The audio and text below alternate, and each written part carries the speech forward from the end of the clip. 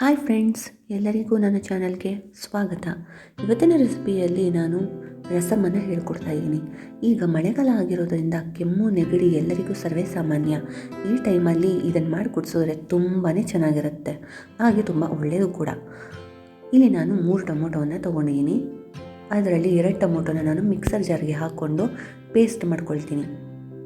ಈಗ ಇದನ್ನು ಒಂದು ಪಾತ್ರೆಗೆ ನಾನು ಹಾಕ್ಕೊಳ್ತೀನಿ.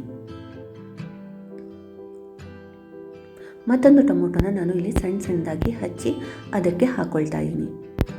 ಹಾಗೆ ನಾನು ಸ್ವಲ್ಪ ಹುಣಸೆಹಣ್ಣನ್ನು ನೀರಿನಲ್ಲಿ ಹಿಂಡಿ ಅದರ ರಸವನ್ನು ಹಾಕ್ಕೊಳ್ತಾ ಇದ್ದೀನಿ. ಟೊಮೊಟೊ ಜೊತೆಗೆ ಸ್ವಲ್ಪ ಕರಿಬೇವಿನ ಸೊಪ್ಪು, ಸ್ವಲ್ಪ ಕೊತ್ತಂಬರಿ ಸೊಪ್ಪು, ಹಾಗೆ ನಾನಿಲ್ಲಿ ಸ್ವಲ್ಪ ನೀರನ್ನು ಹಾಕಿ ಇಟ್ಕೊಳ್ತೀನಿ. ಈಗ ನಾನು ಒಂದು ಮಿಕ್ಸರ್ ಜಾರ್ಗೆ ಅರ್ಧ ಟೀ ಸ್ಪೂನಷ್ಟು ಜೀರಿಗೆ, 1 ಟೀ ಸ್ಪೂನಷ್ಟು ಮೆಣಸು,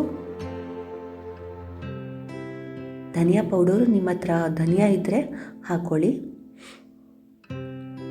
ಬೆಳ್ಳುಳ್ಳಿ ಸ್ವಲ್ಪ, ಬೇಳೆ ಅರ್ಧ ಟೀ ಸ್ಪೂನಷ್ಟು.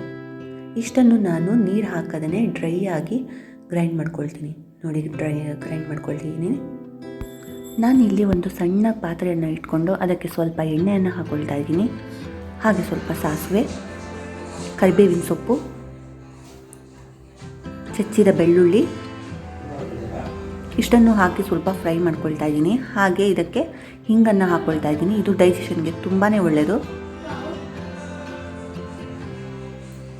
ಈಗ ನಾನು ಡ್ರೈ ಆಗಿ ರುಬ್ಕೊಂಡಿದ್ನಲ್ಲ ಅದನ್ನು ನಾನು ಇದಕ್ಕೆ ಹಾಕಿ ಜಸ್ಟ್ ಮಿಕ್ಸ್ ಮಾಡ್ಕೊಳ್ತೀನಿ ಅಷ್ಟೇ.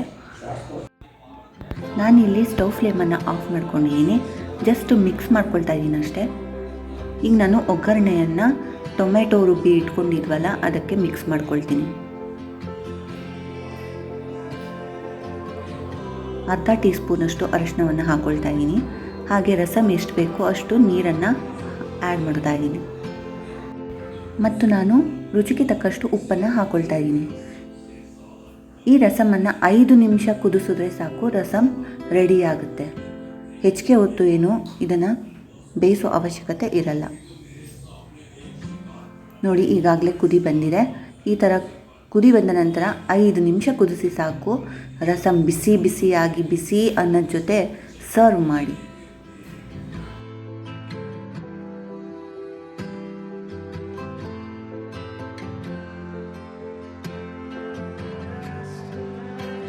ಇದನ್ನು ಕೋಲ್ಡ್ ಆಗಿರೋರು ಸ್ಟ್ರೈನರಲ್ಲಿ ಸೋಸ್ಕೊಂಡು 1 ಗ್ಲಾಸ್ ಬಿಸಿ ಬಿಸಿಯಾಗಿ ರಸಮನ್ನು ಕುಡಿದ್ರೆ ತುಂಬ ಆರಾಮ್ ಅನಿಸುತ್ತೆ, ಹಾಗೆ ರಿಲೀಫ್ ಸಿಗುತ್ತೆ. ಬಿಸಿ ಬಿಸಿ ಅನ್ನದ ಜೊತೆಯಲ್ಲಿ ಬಿಸಿ ಸಾಂಬಾರು ಹಾಕ್ಕೊಂಡು ತಿಂತಾ ಇದ್ರೆ ಆಹಾ, ಅದ್ಭುತವಾಗಿರುತ್ತೆ. 5 ನಿಮಿಷಕ್ಕೆ ಊಟ ಖಾಲಿ ಮಾಡ್ತಾರೆ. ಫ್ರೆಂಡ್ಸ್, ಈ ವಿಡಿಯೋ ನಿಮಗೆ ಇಷ್ಟ ಆಗಿದ್ದಲ್ಲಿ ಲೈಕ್ ಮಾಡಿ, ಸಬ್ಸ್ಕ್ರೈಬ್ ಮಾಡಿ, ಹಾಗೆ ಶೇರ್ ಮಾಡಿ. ಧನ್ಯವಾದಗಳು.